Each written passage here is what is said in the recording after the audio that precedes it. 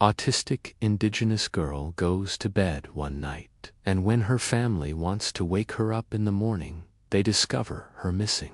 There are no clues as to what happened to her. Where is Sa'Wade BirdinGround? Hello everyone. As always, thank you for all your comments and upvotes on my last post about Calvin Jones. I hope that he will be found soon. Today, I wanted to highlight another disappearance.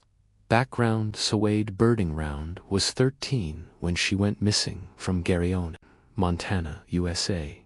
Her name is also sometimes spelled as Sa'Wade. Sa'Wade had a learning disability, but her uncle, Levi Black Eagle, said that she was just like a regular teenager.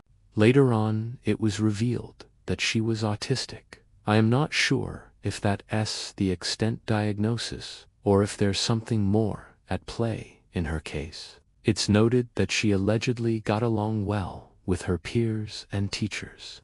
Before she went missing, Sa'Wade was thriving at school and was excited to try out basketball. She was a member of the Mandan, Hidatsa, and Arikara Nation, and of Crow and Hidatsa heritage, and lived within the boundaries of the Crow Indian Reservation, but wasn't specified if she was diagnosed with anything more specific before she went missing. After Sa'Wade disappeared, she was described as possibly in danger due to mental health concerns. Sa'Wade had been described as a quiet, kind, and artistic child who likes to laugh. Levi described his niece as pretty quiet, would say pretty shy and reserved, but she's a sweet girl. On the next morning, when her family went to wake her up, they discovered that her bed was empty. Sa'Wade left her phone and headphones behind. Her father, Wade BirdinGround, said that Sa'Wade got a great heart. She's like the most awesome person ever. And a phone call that might have been with the last person the girl spoke to before her disappearance. In March of this year, however, it has been revealed that the phone didn't yield any useful clues. Disappearance: Sa'Wade was last seen on the 6th of October, around 11 p.m. It consists mostly of a building that's technically the town hall, but it serves multiple functions.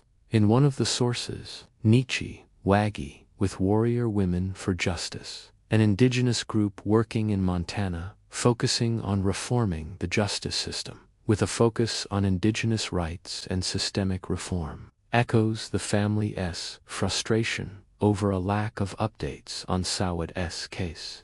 Inside, there is a Kanoko petrol station and convenience store, a Subway sandwich franchise, an arts and crafts store called the Trading Post, and the Custer Battlefield Museum, a private museum focused on the Battle of the Little Bighorn and the Indian Wars period of U.S. history. I'm mentioning this because of how unusual of a place it is. It's very secluded, with no towns and almost no homes around. The disappearance was said to be out of character for her, as she never ran from home or got into any serious trouble before. There are seemingly no leads, but the case remains open. The BirdinGround family went from being afraid to being frustrated with the lack of progress. Wade believes that his daughter was abducted. She is a Native American girl, 5 feet 4 to 5 feet 5, and 130 to 140 pounds. She has brown, curly hair and brown eyes. She was last seen wearing a black hoodie with mushrooms on it, an anime t-shirt, basketball shorts, and purple slip-on Skechers brand shoes. She may have a black and purple Adidas backpack with her. She is known to wear an elk tooth necklace. Search for Sa'Wade was extensive. Sniffer dogs, a helicopter, drones, horseback searchers, and many local volunteers would scour the local countryside to find any clues regarding where she might have gone to, but nothing was found. Sa'Wade's family handed her phone over to FBI agents, who had managed to recover recently deleted messages. There has been no contact from Sa'Wade ever since the 6th of October. Conclusion: there has been no updates on Sa'Wade's case since she was reported missing.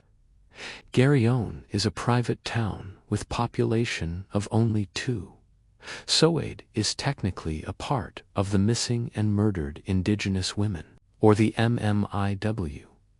There is an up to $5,000 reward for information leading to Sa'Wade's recovery. Sa'Wade BirdinGround was 13 when she went missing.